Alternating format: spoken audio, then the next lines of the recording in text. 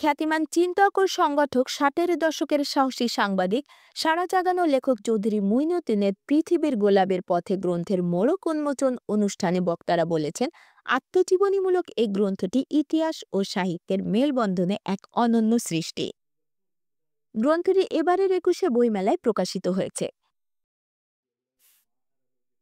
পৃথিবীর গোলাপের পথে গ্রন্থের রাজনৈতিক ও ঐতিহাসিক গুরুত্ব তুলে ধরে ভূয়সী প্রশংসা করেন গ্লাসগো বিশ্ববিদ্যালয়ের সিনিয়র লেকচারার ড ফয়সাল তারিক, দৈনিক সময় ও মানব টিভির সম্পাদক সাইদ চৌধুরী, লেখক ও গবেষক ড কামরুল হাসান, ব্যারিস্টার ও সলিসিটর আসাদুজ্জামান, সাংবাদিক মোজাম্মেল হোসেন, লেখক ও চারিকি কর্মকর্তা এডিএম ইউনুস, সাংবাদিক ও সংগঠক আব্দুল মুনিম জাহিদি, কমিউনিটি নেতা সাব্বির আহমেদ কাউসার, এর তরুণ গবেষক নজিব আব্দুল্লাহ প্রমুখ। তো আমি এখন এই পর্যায়ে অনুরোধ করব মানব টিভির সম্পাদক সাইদ চৌধুরী ভাইকে, তিনি বইটি আসলে আত্মপান্ত পড়েছেন, তো সেই সম্পর্কে বই সম্পর্কে তিনি তার অনুভূতি আমাদেরকে বলবেন। বইটি পশ্চাতের দিকে নিশ্চয়ই আপনাদের চোখ পড়েছে। বইটি দেখেই মনে হয় এর ভিতরে গভীরতা আছে। শিকদার ভাই বলছেন সহজ কথা যায় না বলা সহজ। রবীন্দ্রনাথের এই কথাটা চৌধুরী মুইনুদ্দিনের সাথে যায় কিনা, খুব যথার্থভাবে যায়। কারণ তিনি বই পরিচিতিতেও রবীন্দ্রনাথকে নিয়ে এসেছেন, অর্থাৎ একজন আগাগোড়া অসাম্প্রদায়িক মানুষ তিনি।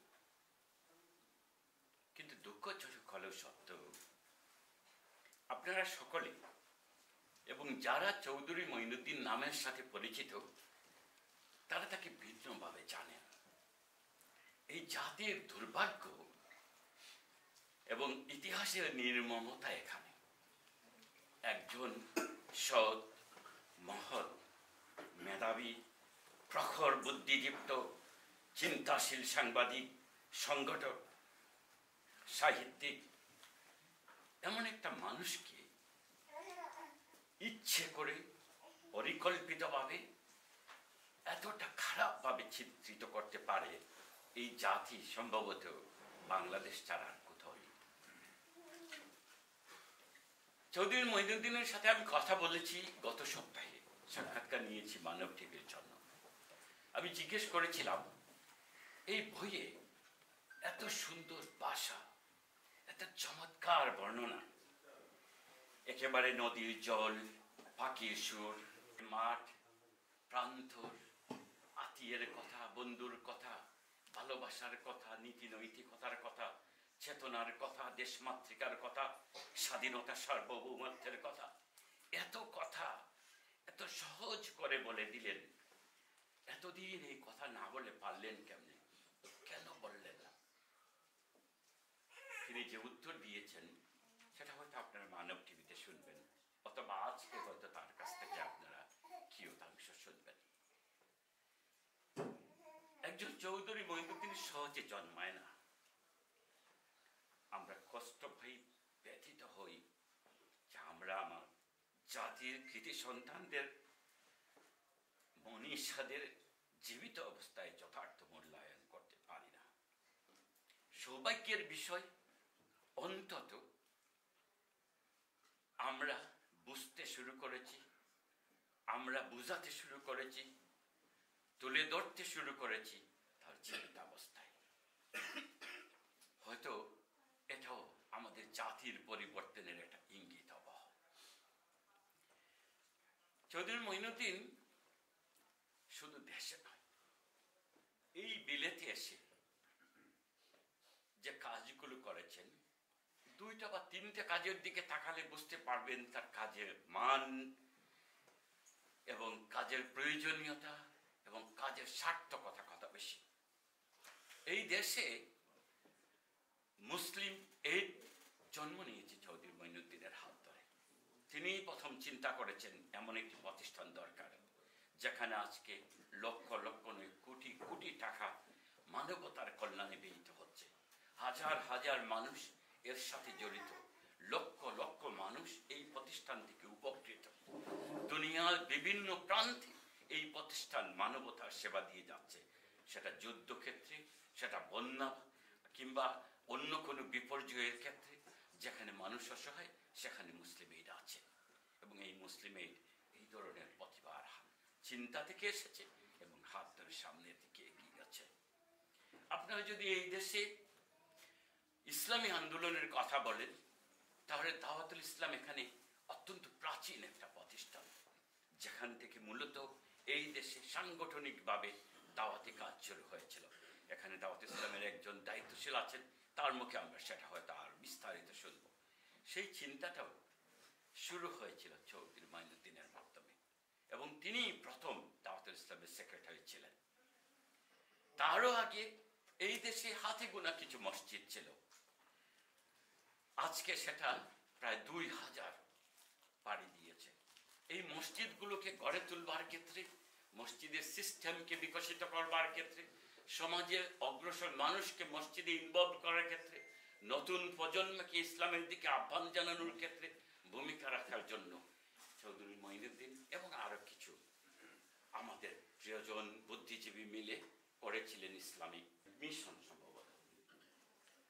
এইভাবে যে কাজগুলো তিনি করেছেন, প্রতিটি কাজ শুধু নিজের নয়, শুধু কমিউনিটির নয়, মাল্টি ন্যাশনাল, দুনিয়া জুড়া যত দেশের মুসলমান এখানে আছেন সকলের প্রয়োজনে কাজে লাগছে।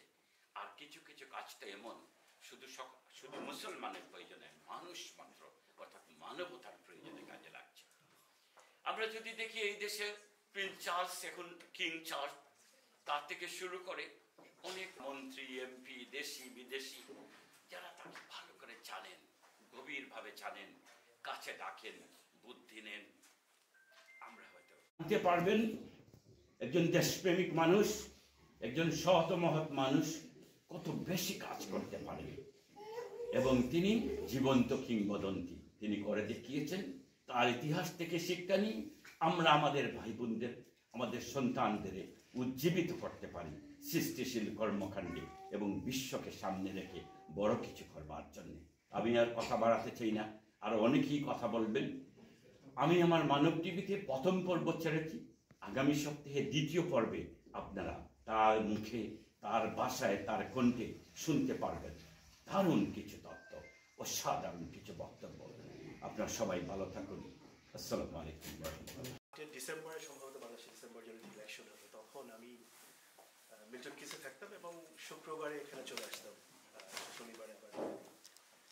তখন মুইন ভাই সম্ভবত এমসিবির স্পিরিচুয়াল কেয়ারের ডিরেক্টর ছিলেন। তো আমি ওনার অফিসে গিয়ে দেখা করতাম। ওনার সঙ্গে দেখা করার আরেকটা আগ্রহ কারণ ছিল, বাংলাদেশে যারা বামপন্থী পলিটিক্স করেন, ওনারা পলিটিক্সে প্রথম যেটা শেখেন সেটা হচ্ছে যে শ্রেণীর শত্রু খুঁজে বের করা।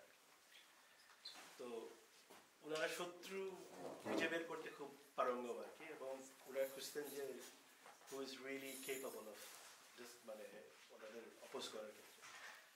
তো সেই ক্ষেত্রে আমার আগ্রহ ছিল। চ্যানেল 4-এর একটা ডকুমেন্টারি ছিল যেটার সঙ্গে আমার এক ফ্রেন্ডের আঙ্কেল ইনভলভ ছিলেন। বিভিন্ন কারণে আমার কিউরিয়াসিটি ছিল। তো ওনার সঙ্গে দেখা হওয়ার পরে যেটা আমি বুঝলাম, হি ইজ আ ম্যাগনেট। ওনার ম্যাগনেটে সবাইকে অ্যাট্রাক্ট করে থাকি। I don't know the impact on the family. এটা আমরা 10টার সময় ফোন দিয়ে করি। আমরা আরেকটা জিনিস হচ্ছে, উনি আমার আব্বার থেকেও 2 বছরের সিনিয়র, কিন্তু আমি ওনাকে ভাই বলতেছি। এটার কারণ হচ্ছে এই অ্যাট্রাকশন আর কি, উনি সবাইকে যে আপন করে নিতে পারে। এবং এটার কিছু ইন্টারেস্টিং ডাইমেনশন আছে, এবং এটা আমি ওনার সমসাময়িক কারোর মধ্যে খুব একটা পাই না। এই যে মানুষকে গুরুত্ব দেওয়া, কাছে টেনে নেওয়ার ক্যাপাসিটি। আমি একটা ছোট্ট এক্সাম্পল দিই। আমি 14 সালের শেষে আমি কুইন ম্যারিতে জয়েন করি আর কি, তখন আরো রেগুলার আসতাম। তো আমি এই কর্নার একটা দোকান ছিল আর কি, যারা মরক্কান পানিনি করতো আর কি। তা উনি জানতেন যে আমি এটা পছন্দ করি। তা আমি যতবার ওনার অফিসে গেছি, অফিসে উনি মরক্কান পানিনি আর লাতে একটা রেডি থাকতেন। এই যে আকর্ষণ করার ক্যাপাসিটি, এই যে সব মানে এইটা আমি যখন বই পড়ছি, I saw this in the book as well. ওনার বইটা যখন মানে আমি যে কারণে ওনাকে রিকোয়েস্ট করতাম, ওনার বিরুদ্ধে যে অ্যালিগেশনগুলি বাংলাদেশে দেওয়া হইতো, ওনার সঙ্গে কথা বলে আমি বুঝলাম যে সবই মিথ্যা। কেন? তা আমি বলতাম যে কেন বলতেছেন না? তো উনি বলতেন যে আমার কিছু ভাইয়েরা এটাতে বিপদে পড়ে যায়, সেই জন্য উনি নিজের ঘাড়ে এই অপবাদগুলি নিয়েও সারাটা জীবন চুপ করে কাজ করে গেছে। তো এইগুলা সামনে, তো ওই জন্য আমি তাকে তখন থেকে রিকোয়েস্ট করতাম যে এটা লেখেন। তো উনি বলতেন যে আমি কিছু শুরু করছি। তো তারপরে আমরা ওই লেখাগুলাকে ফটো তুলে আমরা টাইপ করে নিয়ে আসতাম। তখন ওই গুগলের ইয়েটা আসে না আর কি, ফনেটিক টাইপিং আর কি। ইন্টারেস্টিং ব্যাপার হচ্ছে যে আমরা যাকে মানে টাইপ করতে প্রথমে গাইগই করতে হয় যে আগ্রহী করতে হয়, কিন্তু 2 পৃষ্ঠা পড়ার পরে সেই উল্টো আমাকে মেসেজ পাঠাচ্ছে নেক্সট পার্ট কবে পাঠাবে।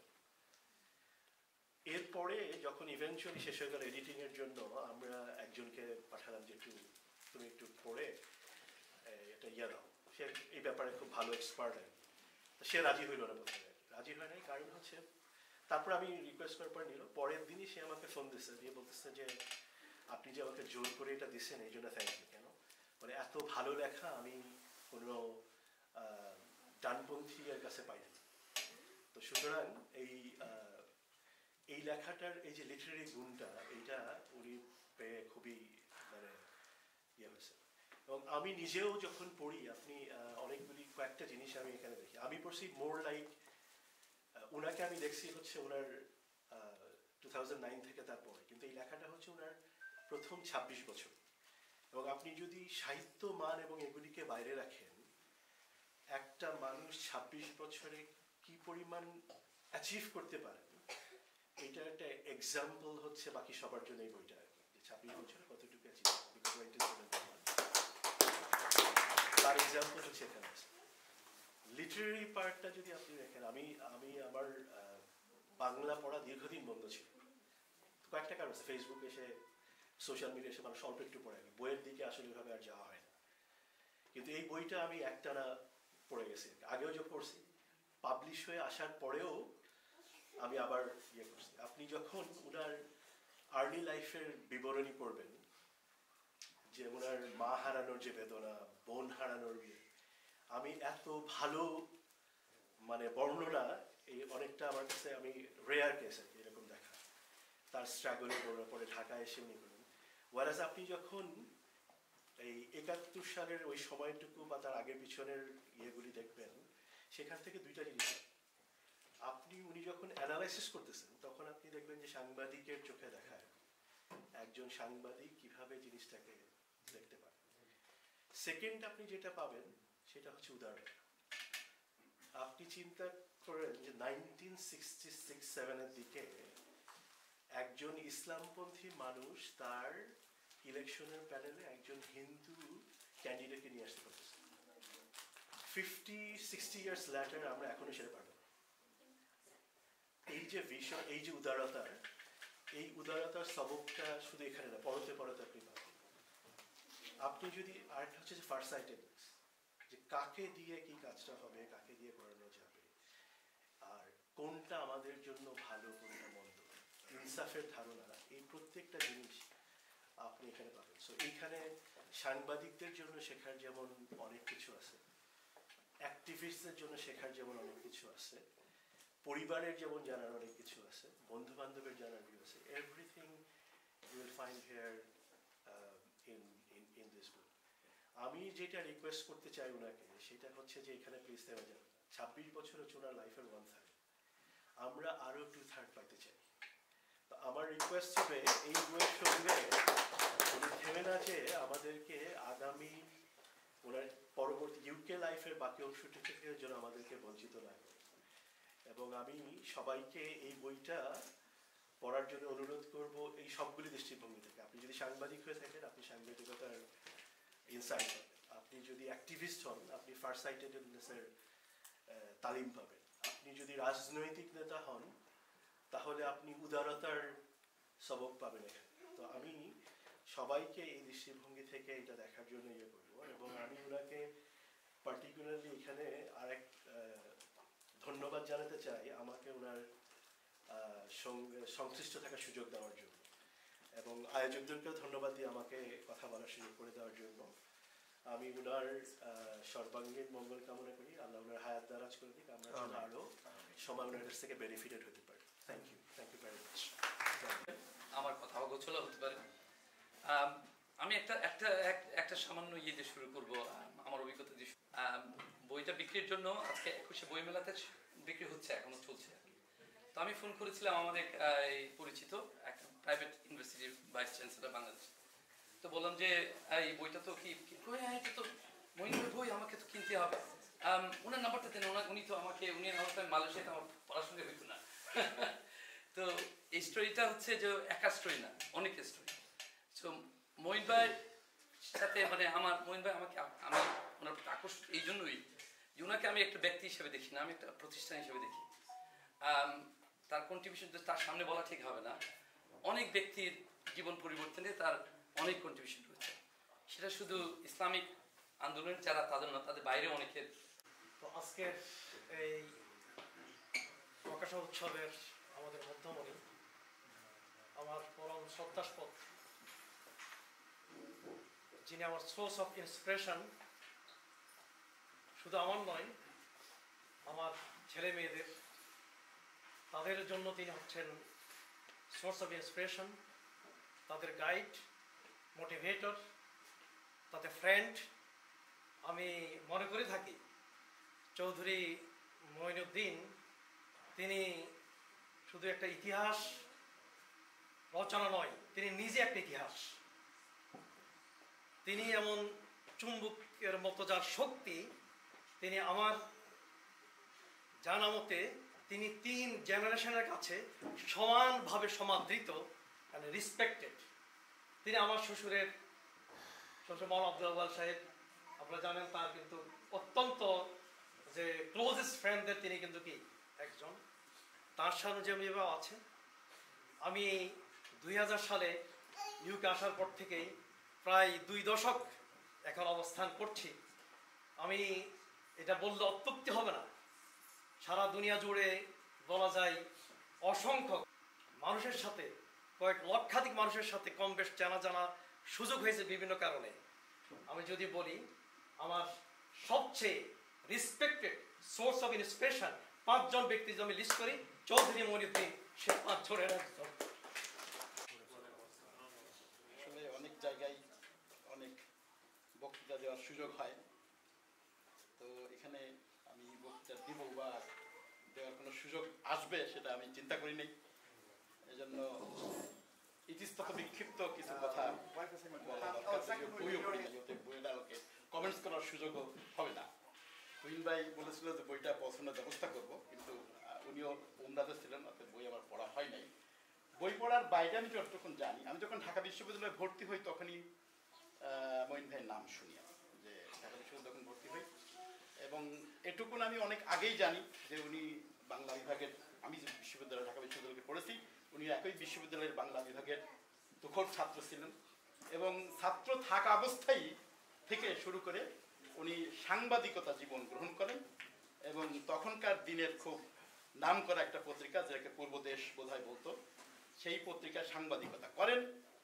এবং সাংবাদিকতার সূত্রেই ওনার পরিচিতি ঘটে বিভিন্ন রাজনৈতিক এবং অন্যান্য বিভিন্ন সমাজের যারা দেশ পরিচালনায় অথবা রাজনৈতিক কারণে এদের সঙ্গে পরিচয় ঘটে। এক পর্যায়ে উনি রাজনৈতিক দলের সদস্য হন এবং রাজনীতিতে আপনারা সবাই জানেন যে ওনার একটা ভূমিকা, যে ভূমিকাকে নিয়ে অনেক মানুষেরই স্বাভাবিকভাবে, এবং যে কথা ইউনুস ভাই একটু বলতেছিলেন, যে স্বাভাবিকভাবে একটা প্রশ্ন আসে যে আমরাও ওনাকে সেই সময়কার বাংলা ঢাকা বিশ্ববিদ্যালয়ের ছাত্র হিসেবে ডেফিনেটলি, কিন্তু একটা কথা বারবার আমরা বলার চেষ্টা করেছি, সেই বলাটা একটা আজকে একটা অন্তত প্রমাণ পেলাম বা একটা আসলো, সেটা হলো আমরা বলার চেষ্টা করেছি যে দলকে নিয়ে এত কথা বা যে দলটির সাথে সংযুক্ত ব্যক্তিদের নিয়ে এত কথা, সেই ব্যক্তি এবং সেই দলেরা কেন লিখে না তাদের কথা। বিশেষ করে এই দেশে তো আমরা শুনতে চাই, আমরা প্রচুর কথা শুনেছি, পড়েছি, দেখেছি, কিন্তু তাদের পক্ষ থেকে কোনো কথা আমরা ওইভাবে পাই নাই যেভাবে পেলে সমাজের সবাই আজকে, যেখানে এখন অনেক মানুষ আছেন। এই জন্য মঈন ভাইকে ধন্যবাদ দেব যে এই জিনিসটা অন্তত তার কথায়, তার লেখনীতে আশা করি, বই পড়ি নাই, সেই জবাবটা আছে কি না সেটা কিন্তু আমি জানি না। যে অভিযোগ, ইভেন তার মৃত্যুদণ্ড হয়েছে বাংলাদেশের একটা কোর্টের রায়ে, সেই কোর্ট সম্পর্কে আমরা জানি, কিন্তু সেখানে সেই জবাবটা আছে কিনা, এবং যদি জবাবটা থেকে থাকে, সাহিত্য যদি বলতে আছে জবাবটা থেকে থাকে, তাহলে অন্তত পক্ষে তার কথাটা তার মরার আগে আমরা জেনে যেতে পারলাম যে ওনার বক্তব্যটা কি ছিল। এবং আসলে মঈন ভাই কথাটা বললাম এই জন্য, চৌধুরী মঈনুদ্দিন না বলে এটা বললাম এই জন্য, আসলে উনি 3 প্রজন্মের ভাই। যেমনভাবে আমাদের আগের প্রজন্ম, আমার শ্বশুরের উনি সমসাময়িক, যেমন ইনুস ভাই বলেছেন যে ওনার শ্বশুরের খুব ক্লোজ ফ্রেন্ড, আবার আমারও ভাই, আবার আমাদের পরের প্রজন্ম আমাদের ছেলেমেয়ে যারা আছে তাদেরও ভাই। তো ওনার নামের সাথে আসলে ভাইটা জয়েন্ট হয়ে গেছে। আমার মনে আছে আপনারা মুকুল, আমিনুল ইসলাম মুকুল ভাই ছিলেন, ওনার সেকেন্ড ভাই যিনি আজিজ ভাই, আমাদের লালবাগের আজিমপুরে ওনার বাসা ছিলেন, উনি মারা গেছেন কয়েক বছর আগে। তো ওনার ছেলে তখন ক্লাস 7-এ পড়ে মনে হয়।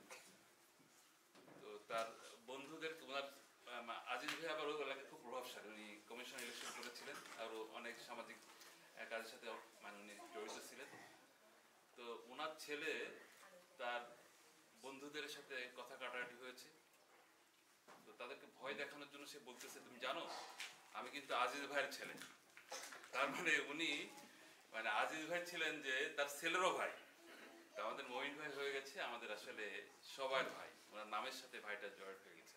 এই বইটা পাবলিশ হওয়া এবং এই বইটা পড়ার জন্য যে আগ্রহ আমার তৈরি হয়েছে, সেটা সম্পর্কে একটু আমি বলতে চাই। সেটা হলো যে প্রথমে শুনলাম যে মঈন ভাই একটা বই লিখেছেন, ওনার আত্মজীবনীমূলক বই, এবং এই বইতে অনেক ইনফরমেশন আছে। তো স্বাভাবিকভাবে আমার এই বইটা পড়ার জন্য একটা আগ্রহ জানলো। চেষ্টা করলাম যে ফেসবুকে কোনো বইয়ের কোনো পার্ট আসছে।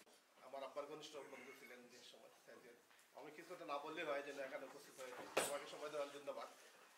আমি এখানে উপস্থিত বা এই পর্যায়ে আসার পিছনে মঈন ভাই সকল অবদান। 80-র দশকে যখন আমরা এদেশে আসি, তখন থেকে যে আমি লেখালেখি শুরু করছি, ওইগুলা মঈন ভাই আমাকে দেখে দিতেন। Really honored to see our uncle to write this history. That is essential for us to learn from his life, and I think it's covered by everyone. He's an inspiration. He's magnet for thousands of people. I remember my dad was Imam in Islam Mosque. My dad used to, in our family circle, always mention about him, his ability as an inspiration, as a guide for thousands. Even in Dawud Islam, when we were growing up, Ustad Fajul Bhai, Hassan Majid Bhai, all of them, Nurbash Bhai, those who are leading all the organization, they always mention about our Ustads, because he built people, he inspires people, he's mentors for thousands. আজকে আমরা কিছু manuscript ঘাঁটছিলাম। Interestingly একটা manuscript আসলো ষষ্ঠদশ শতাব্দীর Egyptian একজন scholar, নাম হচ্ছে ওনার শাহ। তো উনি ওনার ম্যানুস্ক্রিপ্টটা ছিল হচ্ছে আত্মজীবনী, এবং এটার নাম দিয়েছেন উনি লাতাইফুল মিনান। তো আমরা যে অংশটুকু পাঠ উদ্ধার করলাম ভূমিকা, সেখানে উনি বলছেন যে আমি কেন ফিল করলাম আমার একটা আত্মজীবনী লেখা দরকার। উনি 300-র বেশি বই লিখে গেছেন। সো জীবনের শেষ পর্যায়ে এসে হঠাৎ আত্মজীবনী কেন লেখা দরকার? উনি বলছেন কারণ হচ্ছে আমি হুট করে মারা যাব, তারপর আমাকে নিয়ে লোকজন কথা বলবে, সেখানে কেউ বাড়িয়ে বলবে আর না হোক কেউ কমিয়ে বলবে। তার চাইতে আমি লিখে যাই, ইতিহাসের দায়টা আমি নিজেই শোধ করে যাই। সো অটোবায়োগ্রাফিটা এই জায়গাতে আসলে খুবই ইম্পর্টেন্ট। বিশেষ করে আমরা যারা ইতিহাসের ছাত্র, আমি এখন আছি পোস্ট গ্র্যাড লেভেলে, আমাদেরকে অনেক সময় আন্ডার গ্র্যাড লেভেলের স্টুডেন্টরা জিজ্ঞাসা করে, স্পেশালি যারা হচ্ছে ইসলামিক ইন্টেলেকচুয়াল হিস্ট্রিতে যারা আগ্রহী, যে এক একজন স্কলার তারা হচ্ছে 600 বই লিখে গেছেন। ইমাম সুয়ুতি 600 প্লাস, শাহরানি যাকে নিয়ে আমরা কথা বলছি তিনি 300 প্লাস বই লিখে গেছেন। এখন একজনের পক্ষে এক জীবনে তো এত বই পড়ে শেষ করা সম্ভব না, কিন্তু আমরা তো এই স্কলারদেরকে এক নজরে একটু জানতে চাই তারা কি ভেবে গেছেন, তারা কি চিন্তা করেছেন, ইন্টেলেকচুয়াল হিস্ট্রিতে তাদের কন্ট্রিবিউশনটা কি, এটা জানার সহজ ওয়েটা কি। তো একটা সময় বা এখন পর্যন্ত কমন অ্যান্সারটা হচ্ছে একটা ইন্ট্রোডাক্টরি লেভেলের বই পড়া, ইন্ট্রোডাকশন টু অমুক, ইন্ট্রোডাকশন টু অমুক স্কলার, 100-200 পৃষ্ঠার একটা বই পড়া। কিন্তু রিসেন্টলি আমরা এটা এস্টাবলিশ করার চেষ্টা করছি তার চাইতে বেশি ইউজফুল ওয়ে হচ্ছে যদি ওই স্কলার একটা অটোবায়োগ্রাফি লিখে যান ওইটা পড়া। কারণ হচ্ছে অটোবায়োগ্রাফিগুলো সাধারণত জীবনের শেষ পর্যায়ে লেখা হয়। সো উনি সারা জীবন ধরে যা কিছু করেছেন, যা কিছু ভেবেছেন, যা কিছু চিন্তা করেছেন, সব কিছুর একটা সার নির্যাস উনি অটোবায়োগ্রাফিতে নিয়ে আসার চেষ্টা করেন। চৌধুরী মঈনুদ্দিন তার আত্মজীবনী লিখেছেন, আর এই আত্মজীবনী লেখার মধ্য দিয়ে তিনি ইতিহাস এবং যে পরিবেশ, যে সমাজে তিনি বেড়ে উঠেছেন সেখানকার বিভিন্ন বিষয় তিনি বর্ণনা করেছেন, বিভিন্ন চরিত্রকে এখানে তুলে এনেছেন। সুতরাং সবার প্রতি আসলে সুবিচার করে সহজভাবে ইতিহাসের কথাগুলোকে তুলে ধরা খুব চারটিখানি কথা নয় এবং খুব সহজ বিষয় নয়। তবে আমরা বলতে পারি যে পৃথিবীর গোলাপের বুকের এই বইটি পড়ে আমি বলবো যে ইতিহাসের ধারা বর্ণনা করতে গিয়ে কঠিন যে পরিস্থিতিগুলো তিনি সহজভাবে আমাদের কাছে বর্ণনা করেছেন। লন্ডনে 22 ফেব্রুয়ারি 2025 সৃজনশীল ও নান্দনিকতার ছোঁয়ায় মোড়ক উন্মোচন অনুষ্ঠান ছিল বেশ উৎসবমুখর। অংশ নিয়েছেন বিভিন্ন বিশ্ববিদ্যালয়ের অধ্যাপক, গবেষক, সাংবাদিক, সাহিত্যিক, আইনজীবী সহ বিভিন্ন শ্রেণী পেশার মানুষ। অনুষ্ঠানে আত্মজীবনীমূলক গ্রন্থ রচনার প্রেক্ষাপট তুলে ধরে লেখকের প্রতিক্রিয়া মুগ্ধতা ছড়িয়েছে। লেখক 20 শতকের বাংলার সামাজিক ও সাংস্কৃতিক প্রেক্ষাপটে সাবলীল ও সুপাঠ্য ভাষায় তুলে ধরেছেন তার শৈশব, রাজনীতি, সাংবাদিকতা ও নির্বাসনের অভিজ্ঞতা। প্রকাশকের ভাষায় এই চিরায়ত সত্য পাঠকের চৈতন্যে আরও একবার প্রকটিত করে তুলবে পৃথিবীর গোলাপের বুকে চৌধুরী মঈনুদ্দিনের আত্মজৈবনিক রচনার প্রথম খণ্ড। প্রায় 8 দশকের বর্ণিল বর্ণাঢ্য জীবন তার। প্রথম খণ্ডের সরস, রোমাঞ্চকর ও সুপাঠ্য উপস্থাপনায় বিবৃত হয়েছে শৈশবের দুরন্তপনা, বয়ঃসন্ধি ও তারুণ্যের মধুর স্মৃতি, শিক্ষাজীবনের নানা পর্বে ঈর্ষণীয় প্রতিভা ও সাফল্যের গল্প, রাজনীতি, ভাবনা ও জীবন দর্শনের নানামুখী বিবর্তন, পেশাগত জীবনের নাটকীয় দাস্তান, উত্তাল সময়ের সাক্ষী হয়ে মনোজগতে যাপিত টানাপোড়েনের ইতিকথা। আটপৌরের স্মৃতিচারণী শুধু নয়, এ রচনায় দেখা মিলবে 20 শতাব্দীর দ্বিতীয়ার্ধে বিলোকিত গ্রাম বাংলার অপরূপা দৃশ্য। 47 ও 71-এর মধ্যবর্তী ঘটনাবহুল দিনগুলোর সংক্ষিপ্ত অথচ সর্বাঙ্গীন স্কেচ তো বটেই, তৎকালীন পূর্ব বাংলার সামাজিক সাংস্কৃতিক ইতিহাসকেও দেখার সুযোগ করে দেবে নানা আঙ্গিক থেকে। সরেজমিন অভিজ্ঞতা আর সুদীর্ঘ অধ্যয়ন গবেষণার সুষম সমাবেশ কখনো বা প্রণোদনা যোগাবে প্রচলিত বয়ানকে ভিন্ন আলোয় দেখার, কখনো প্রশ্নের মুখোমুখি করবে বহুল শ্রুত অনেক গল্পকেই। আমি বইয়ের শুরুতে দুটো কথা লিখছি। একটা তো কোরআনের আয়াত, লোকেরা যখন আত্মজীবনী লিখতে রিকোয়েস্ট করতো তখন আমি বলতাম যে আমরা আত্মজীবনী আবার পড়বো এটাকে, লেখার দরকার কি, there is nothing important in my life. কিন্তু যখন কোরআন সূরা দাহারের ওই 1 নম্বর আয়াত পড়লাম, এখানে আল্লাহ তাআলা বলছেন যে নট অনলি ইউ, দুনিয়ার প্রতিটি মানুষ, every single human being, they should think, তারা চিন্তা করা দরকার যে তাদের এমন জীবনের এই মহাকালের সময়ের আবর্তনে তাদের জীবনে এমন একটা সময় পার হয়ে গেছে তখন তাদের কোনো উল্লেখ পর্যন্ত ছিল না, এই নামের কোনো মানুষকে কেউ চিনত না। কিন্তু তারপরে সে মানুষ আসছে, সে কিছু ছোটখাটো কাজ পৃথিবীতে করছে, তারই বর্ণনা লিখে যাওয়া হয়তো প্রয়োজন। এর লিখতে গিয়ে আমি যেটা বুঝতে পারছি যে এটা লেখা সেই বিপদে পড়লাম, এত কথা আসবে আমি কল্পনা করতে পারিনি। তো এই বইয়ের যারা আরো উৎসাহী, একজন উৎসাহী মানে ইন অ্যাবসেন্সিয়া উৎসাহী হয়ে গেছে, তাকে আরেক উৎসাহী এই দেশ থেকে 2টা চ্যাপ্টার আমার নাম না নিয়ে পাঠিয়ে দিয়েছে। অস্ট্রেলিয়ায় কাজ করে, একটা অস্ট্রেলিয়ান গভর্নমেন্টের সায়েন্টিস্ট হিসেবে, বড় ইনফ্লুয়েন্সার, সবাই চিনে তার নাম, পূর্ব নাম করে। সেটা পাওয়ার পরে একটু বললো যে এই লোককে আমাকে একটু পরিচয় করাই দেন। তো যে পাঠাইছে সে বলে যে নাম শুনলে তো আপনি ভয় পাবেন, এই জন্য নাম দিয়েছি। সে বলে যে না, ভয় পাবো না, আপনি দেন নাম। এরপরে সে টেলিফোনে যোগাযোগ শুরু করলো, 1-1.5 বছর যোগাযোগ করার পর সে নিজে সশরীরে অস্ট্রেলিয়া থেকে লন্ডনে আমার বাসায় গিয়ে হাজির হলো এই বইয়ের উপরে সরাসরি কাজ করার জন্য। তার নাম হচ্ছে ফাহাম আব্দুস সালাম। তো সেও বই 1 কপি জোগাড় করছে, এখন আমাকে জানাইছে যে সে এর উপর রিভিউ লিখবে। এই ধরনের আরো অনেক লোক এখানে ওখানে উৎসাহ দিয়েছে এবং লিখতে বলেছে। একজন তো তিনিও আজকে হাজির নাই, এবং প্রথমে এখানকার এক প্রকাশনা আসলে এটা পাবলিশ করার চেষ্টা করতেছিল হরপ্পা, তো তারা তাকে বইটা পড়ার জন্য পড়ে মতামত দেওয়ার জন্য দিছেন। পড়ে বেচারা এক সপ্তাহ পরে বোধহয় আমাকে বারবার ফোন করতে থাকলেন, তো আমি ফোন ধরতে দেরি করছি। এরপরে যখন ফাইনালি উনি ফোনে পারেন আমাকে বলেন যে আমি তো ফোন করছি আপনার সাথে ঝগড়া করার জন্য। আমি বলছি ভাই ঝগড়া কেন করবেন? তো উনি বললেন যে আমি ঝগড়া এই জন্য করবো যে এই বাংলা থেকে আপনি জাতিকে এতদিন বঞ্চিত করে কেন রাখলেন। তার নাম হচ্ছে ফরিদ আহমদ রেজা। তো ঘটনাক্রমে তিনি এখন বাংলাদেশে, সেই জন্য আজকে হাজির হতে পারেন নাই, না তিনিও কথাবার্তা রাখতেন আর কি। তো অনেকেই আরো লেখার জন্য বলছেন, কিন্তু আসল কথা পড়লেই বুঝবেন যে এর মধ্যে আসলে যা বলার ছিল ওগুলো বলা হয়ে গেছে।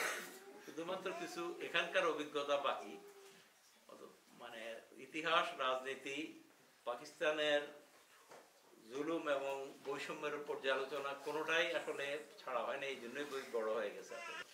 তো দোয়া করবেন যাতে সেটা আমি কন্টিনিউ করতে পারি। এবং যদি প্রথমত চিন্তা করছিলাম যে আমার এই যে নাতি নাতকুরের দল আসছে এখানে, ছেলে মেয়েরাও যারা এখানে বড় হয়েছে তারা তো কেউ বাংলা জানে না আসলে, তো তাদের পড়ার জন্য ইংরেজিতে লিখবো কিনা ভাবছিলাম। কিন্তু পরে ভাবলাম যে ইংরেজিতে যদি লিখতে যাই তাহলে বাংলায় যে গতি এবং শক্তি আসবে ইংরেজিতে সেটা আনতে পারবো না হয়তো। তো বোধ হয় সিদ্ধান্তটা ভুল হয় নাই। আজকের আলোচনা থেকে অন্তত আমি রিঅ্যাসিওরড যে কাজটা ভালোই করছে। যাই হোক, আল্লাহ তাআলা আপনাদের সবাইকে আপনাদের দোয়া এবং শুভাকাঙ্ক্ষার জন্য ধন্যবাদ। আর যদি কোনো প্রশ্ন থাকে জিজ্ঞেস করতে পারেন। আর কিছু আমার বাকি 26 বছরের জীবন, তো আমার প্রথম মনে হয়েছিল 26 পাতার বেশি হবে না, কিন্তু লিখতে লিখতে এখন এত ছোট করে, তো ছোট ফন্টে ছাপার পরেও এটা 315 পাতা হয়ে গেছে। তো অনেকে আইডিয়া দিচ্ছিল যে সবটা একসঙ্গে লিখেন, নাহলে পরেরটা লোকে পড়বে কি পড়বে না। শেষ পর্যন্ত দেখা গেল যে সবটা যদি লিখি তাহলে এত বড় হবে যে লোকে পড়বেই না হয়তো। পরেরটা লেখার আল্লাহ তাআলা সময় দেবেন কিনা জানি না, 1 পাতা লিখছি মাত্র এই পর্যন্ত, বাকি আল্লাহ জানেন। সময়ও পাওয়া যায় না, আর এখন হাতও চলে না। এই জন্য আমার সুহৃদরা, শুভাকাঙ্ক্ষীরা আমার ফোনে এবং কম্পিউটারে ডিকটেটিং অ্যাপ ইনস্টল করে দিয়েছেন, এবং ফলে এখন ডিকটেশন দিলে মোটামুটি টাইপ হয়ে যায়, যদি ওটাও তো অনেক কাজ করতে হয় শেষ পর্যন্ত। তার শিক্ষা, তার যোগ্যতা, এটার সর্বোচ্চ স্বীকৃতি ছিল। পাকিস্তানের সম্মিলিত পাকিস্তানের প্রধানমন্ত্রী ওই সময় হওয়া সোজা কথা নয়, কিন্তু সর্বাধিক শুধু পাকিস্তানের প্রধানমন্ত্রী ছিলেন তা নয়, অবিভক্ত বাংলায় যে সারা বাংলার মিলে হিন্দুদের সহ কলকাতা সহ সবটার chief minister, last chief minister Suhrawardy ছিল, ইলেক্টেড চিফ মিনিস্টার। তো এদের সেই যোগ্যতা ছিল। শেরে বাংলা একে ফজল হক, সরওয়ার্দী, নাজিবুদ্দিন, তিনজনেই চিফ মিনিস্টার ছিল অবিভক্ত বাংলা। ওই যোগ্যতার লোক তো শেখ মুজিব নন। শেখ মুজিব সরওয়ার্দীর আন্ডারে কর্মী ছিলেন। এটা আলোচনা পর্বে একঝাঁক নবীন ও প্রবীণের প্রাণখোলা কথামালায় উজ্জীবিত হয়েছেন লেখক এবং উপস্থিত গ্রন্থপ্রেমী জনতা। বক্তারা বইটির ঐতিহাসিক ও সাহিত্যিক গুরুত্ব নিয়ে আলোচনা করেন এবং একে কবিতার ছন্দে লেখা গদ্য বলে অভিহিত করেন। ইতিহাসপ্রেমীদের জন্য এটি একটি অবশ্য পাঠ্য গ্রন্থ বলেও আলোচকেরা অভিমত ব্যক্ত করেন। বক্তারা বলেন এটি শুধুমাত্র একজন মানুষের আত্মজীবনী নয়, বরং ইতিহাসের এক প্রামাণ্য দলিল, যেখানে ব্যক্তিগত অভিজ্ঞতার মধ্য দিয়ে বাংলাদেশের রাজনীতির পাশাপাশি সাংস্কৃতিক, নৃতাত্ত্বিক, ভাষাগত ও ধর্মীয় বৈচিত্র্যকে উপস্থাপন করা হয়েছে বেশ নৈপুণ্যের সাথে। তারা বইটির ভাষাশৈলীর প্রশংসা করে বলেন, বইটি কেবল তথ্য সমৃদ্ধ নয়, বরং অত্যন্ত শিল্পসম্মতভাবে রচিত ইতিহাস ও সাহিত্যের এক দুর্লভ সংমিশ্রণ। পৃথিবীর গোলাপের পথে বইটিতে লেখক তার শৈশব থেকে কর্মজীবন এবং বাংলাদেশের স্বাধীনতা সংগ্রামের ঘটনাবলী বিশদভাবে তুলে ধরেছেন। চৌধুরী মঈনুদ্দিন 1945 সালে কলকাতার খিদিরপুরে জন্মগ্রহণ করেন। সেখানে তার বাবা ব্রিটিশ প্রশাসনের রাজস্ব বিভাগে চাকরি করতেন। 1947 সালে দেশভাগের পর তাদের পরিবার নোয়াখালীর ফেনীতে চলে আসেন। লেখক শৈশবের স্মৃতিচারণ করে লেখেন, এই একটি সকাল, এই একটি দিনের সৌন্দর্য মুদ্রিত হয়ে থাকুক আমার হৃদয় ফলকে চিরকাল। ধন্য আমি জন্মেছি এই দেশে। গ্রামীণ প্রকৃতির অনন্য পরিবেশ ও পারিবারিক ঐতিহ্যের ছায়ায় বেড়ে ওঠা তার জন্য এক ভিন্ন অভিজ্ঞতা তৈরি করেছিল। কৈশোরে এসে তার রাজনীতি ও ইতিহাসের প্রতি আগ্রহ বাড়তে থাকে। বাবার কাছ থেকেই তিনি ব্রিটিশ বিরোধী আন্দোলন, মুসলিম লীগের উত্থান এবং ভারত পাকিস্তান বিভক্তির জটিল ইতিহাস সম্পর্কে জানার সুযোগ পেয়েছেন। এ প্রসঙ্গে তিনি লিখেছেন, গল্প উপন্যাসের পাগল ছিলাম আমি, কিন্তু হৃদয় দিয়ে লেখা ভ্রমণ কাহিনীর আকর্ষণ ছিল আরও তীব্র, আরও দুর্বার। হয়তোবা ভবিষ্যৎ অশ্রান্ত যাযাবর জীবনের প্রথম প্রতিশ্রুতি। কৈশোর থেকেই লেখালেখির প্রতি তার ঝোঁক তৈরি হয়, যা পরবর্তীতে তাকে সাংবাদিকতার পথে নিয়ে যায়। 1960-এর দশকে তিনি সাংবাদিক হিসেবে কাজ শুরু করেন এবং সেখান থেকেই তিনি দেশের রাজনৈতিক পটভূমি কাছ থেকে দেখার সুযোগ পান। পাকিস্তান সরকারের বৈষম্যমূলক নীতির বাস্তব অভিজ্ঞতা তার দৃষ্টিভঙ্গিকে আরও শানিত করে। তিনি লিখেছেন, পশ্চিমারা পূর্ব পাকিস্তানকে কখনোই সমান চোখে দেখেনি। শাসক গোষ্ঠীর মানসিকতা ছিল উপনিবেশবাদী, তারা চেয়েছিল শোষণকে স্থায়ী করতে। এই সময় শেখ মুজিবুর রহমানের উত্থান, ৬ দফা আন্দোলন, ছাত্র গণজাগরণ এবং ১৯৭০ সালের নির্বাচনের ঘটনাবলী সরাসরি সাক্ষী হন চৌধুরী মঈনুদ্দিন। ১৯৭১ সালের ২৫শে মার্চের ঐতিহাসিক সন্ধ্যায় চৌধুরী মঈনুদ্দিন সংবাদ সংগ্রহের দায়িত্বে শেখ মুজিবুর রহমানের ধানমন্ডির বাসায় উপস্থিত ছিলেন। শেখ মুজিব তখনও বাড়িতেই ছিলেন, যদিও তার সেদিন প্রেসিডেন্ট হাউজে যাওয়ার কথা ছিল। চৌধুরী মঈনুদ্দিনকে তিনি বলেন, আলোচনা প্রায় ভেঙে গেছে, আমরা তাদের সর্বশেষ প্রস্তাবও নাকচ করে দিয়েছি। আজকের বৈঠক শুধু এই সিদ্ধান্ত জানিয়ে দেওয়ার জন্যই।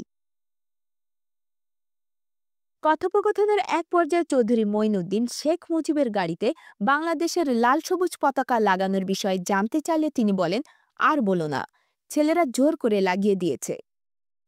চৌধুরী মঈনুদ্দিন তখন প্রশ্ন করেন, ছেলেরা নেতা না আপনি নেতা? তারা জোর করে লাগিয়ে দিল আর আপনি সেটা উড়িয়ে প্রেসিডেন্ট হাউজে যাচ্ছেন? ইয়াহিয়া কি তাহলে বিশ্বাস করবে যে আপনি পাকিস্তান ভাঙতে চান না? শেখ মুজিব কিছুক্ষণ নিশ্চুপ থাকেন, তারপর অভিমানের সুরে বলেন, পশ্চিমারা বাঙালির অধিকার দেবে না, তাই আমি কি করব? বইটিতে মুক্তিযুদ্ধ পরবর্তী আওয়ামী লীগের শাসন ব্যবস্থার দিকটিও বিশদভাবে আলোচিত হয়েছে। লেখক দেখিয়েছেন কিভাবে ১৯৭২ থেকে ৭৫ সালের মধ্যে দলটি একদলীয় শাসনের দিকে অগ্রসর হয় এবং বাকশাল প্রতিষ্ঠার মাধ্যমে কার্যত ফ্যাসিবাদী রূপ ধারণ করে। তিনি লিখেছেন, যে দল একসময় গণতন্ত্রের জন্য সংগ্রাম করেছিল সেই দলই ক্ষমতায় আসার পর ভিন্ন মত সহ্য করতে পারছিল না। বিরোধী রাজনৈতিক দলগুলোকে দমন করার জন্য রাষ্ট্রীয় সংস্থাগুলোকে ব্যবহার করা হতে লাগল। ১৯৭৫ সালে শেখ মুজিব বাকশাল গঠনের মাধ্যমে দেশে একদলীয় শাসন ব্যবস্থা কায়েম করেন, যেখানে বিরোধী দল নিষিদ্ধ হয়ে যায় এবং মাত্র ৪টি সংবাদপত্র চালানোর অনুমতি দেওয়া হয়। এ প্রসঙ্গে চৌধুরী মঈনুদ্দিন লিখেছেন, বাকশাল কায়েমের মাধ্যমে আওয়ামী লীগ কার্যত ফ্যাসিবাদী রাজনৈতিক দল হয়ে উঠেছিল। বিরোধী দল, মুক্ত জনমত ও সংবাদপত্রের স্বাধীনতা একেবারে নিষিদ্ধ হয়ে গেল। অনুষ্ঠানে এক প্রশ্নের জবাবে চৌধুরী মঈনুদ্দিন বলেন, শেখ মুজিব যেদিন গ্রেপ্তার হন সেদিন তিনি ৮ ঘণ্টা তার সাথে ছিলেন। তার জ্বালাময় বক্তব্য মানুষকে উদ্বেলিত করত, তবে তিনি খুব সাহসী ছিলেন বলে মনে হয়নি। তার চরিত্রের মধ্যে নানা রকম দ্বৈততা ছিল এবং তিনি পাকিস্তান ভাঙতে চাননি।